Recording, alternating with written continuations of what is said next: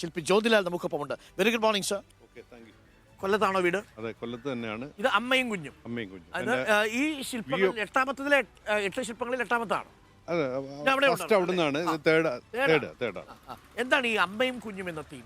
അത് നമുക്ക് അതിന്റെ മുന്നിൽ നിന്ന് സംസാരിക്കുന്നതായിരിക്കും നല്ലതെന്ന്. തീർച്ചയായിട്ടും അമ്മയും കുഞ്ഞും. അതിന്റെ മുൻഭാഗത്തേക്ക് എത്തിയാൽ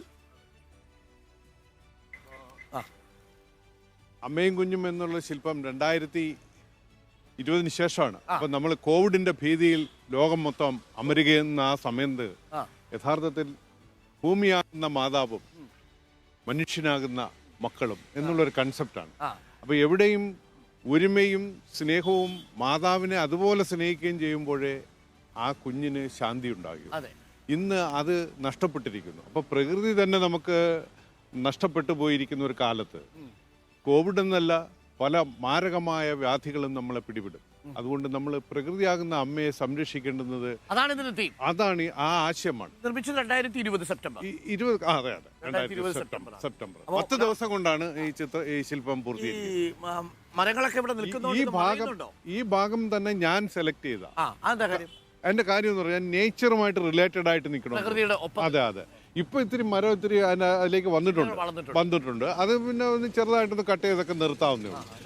ശില്പമാണ്. അതെ, വരുമ്പോ എന്തായാലും 8 ശില്പങ്ങൾ നിങ്ങൾക്ക് 8 ടീമാണെന്ന് തോന്നുന്നു അല്ലേ? 8 പേര് 8 ടീമാണ്. 8 ടീമായിട്ട് നിർമ്മിച്ചതാണ്.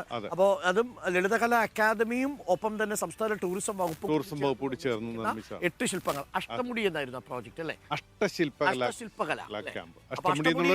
ഉണ്ടല്ലോ കൊല്ലത്ത്. അതിന്റെ ഒരു ധാരണയാണ്. മനോഹരമായ ശില്പമാണ്. നിങ്ങളിങ്ങനെ നമ്മൾ വെയിൽ പോകുമ്പോൾ കാണുന്ന ശംഖിനെ പോലെ, മത്സ്യകന്യകയെ പോലെ അല്ലേ?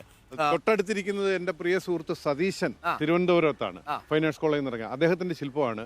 പക്ഷെ അദ്ദേഹം ഏതാനും മാസങ്ങൾക്ക് മുമ്പ് അദ്ദേഹം നമ്മളെ വിട്ട് കടന്നുപോയി. അതും നമുക്ക് ദുഃഖകരമായ ഒരു വാർത്തയാണ്. അപ്പോൾ താങ്ക് യു ജ്യോതിലാൽ. രാവിലെ ഞങ്ങൾക്കൊപ്പം ചേർന്നതിൽ, ഈ മനോഹരമായ ശില്പം കാട്ടിക്കൊടുക്കാൻ സാധിച്ചതിൽ. നമ്മൾ സാധാരണ ഈ ശില്പം എന്നൊക്കെ പറയുന്ന സമയത്ത് കാനായി കുഞ്ഞിരാമനെ കുറിച്ച് നമ്മൾ ധാരാളം പറയാറുണ്ട്. ഇപ്പോൾ പ്രത്യേകിച്ചും പാലക്കാട് മലമ്പുഴ ഏക്ഷിയാണ് അതിൽ ഏറ്റവും കൂടുതൽ ശ്രദ്ധിക്കപ്പെട്ട ശില്പങ്ങളിലും അല്ലേ? അങ്ങനെ ഈ അമ്മയും കുഞ്ഞും അടക്കമുള്ള ശില്പങ്ങളും ശ്രദ്ധിക്കപ്പെടട്ടെ എന്ന് നമ്മൾ. അദ്ദേഹം ഒരു ഗുരുവര്യനെ പോലെയായി. അദ്ദേഹത്തിന്റെ ഓരോ ശില്പങ്ങളും ചെയ്യുന്നിടത്ത് ഞാൻ പോയി ആ കാലത്ത് പഠിക്കാൻ വേണ്ടി പോയി നോക്കി നിന്ന് നമ്മളത് മനസ്സിലാക്കും. ശില്പകലയും അല്ലാതെ ഒരു ചോദ്യം ചോദിച്ചോട്ടെ. നവകേരള സദസ്സൊക്കെ നടക്കുക, നമ്മളിങ്ങനെ വ്യത്യസ്ത ആൾക്കാരുടെ പ്രതികരണങ്ങൾ നവകേരള സദസ്സിനെ കുറിച്ച്, രാഷ്ട്രീയത്തെക്കുറിച്ച്, സാമൂഹ്യ ജീവിതത്തെക്കുറിച്ചൊക്കെ നമ്മൾ പ്രേക്ഷകരുമായി പങ്കുവയ്ക്കുന്നുണ്ട്. ഒരു ശില്പി എന്ന നിലയിൽ, ഒരു കലാകാരൻ എന്ന നിലയിൽ ഈ നവകേരള സദസ്സിനെ എങ്ങനെ വിലയിരുത്തും? ഞാൻ ചിത്രകലയിലും ശില്പകലയിലും സാഹിത്യത്തിലും ഇടപെടുന്നുണ്ട്.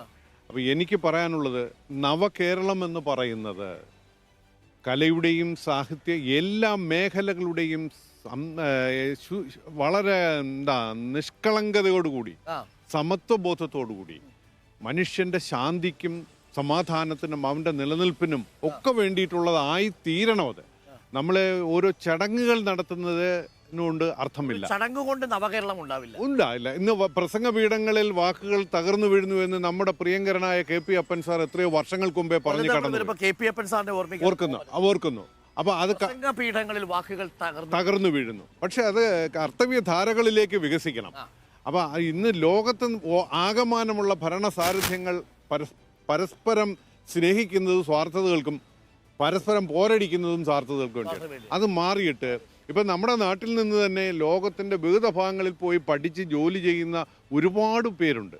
അപ്പം നമ്മൾ തന്നെ നിലനിൽക്കുന്നത് അതുകൊണ്ടാണ്. നമ്മുടെ നാടും അതുപോലെ അവരെ സംരക്ഷിക്കുന്ന തരത്തിലേക്ക് മാറണം. പുതിയ തലമുറയെ നവീകരിച്ചുകൊണ്ട് മനുഷ്യ സ്നേഹത്തിന്റെ അടയാളങ്ങളാക്കണം, പോരടിക്കാനല്ല. അതെ. അപ്പോൾ KP അപ്പൻ സാർ പറഞ്ഞതാണ് ഏറ്റവും പ്രധാനപ്പെട്ട കാര്യം. ഒരുപക്ഷെ നവകേരള സദസ്സിനെ കുറിച്ചും KP അപ്പൻ പറഞ്ഞ ആ ഒരു വാചകം വളരെ പ്രധാനപ്പെട്ടതാണ്. പ്രസംഗപീഠങ്ങളിൽ തകർന്നു വീഴാത്ത വാക്കുകളാകട്ടെ. Thank you Jyothilal. മനോഹരമായ ഒരു വാചകം, പ്രത്യേകിച്ച് KP അപ്പൻ സാറിനെയൊക്കെ ഓർമ്മിച്ചു.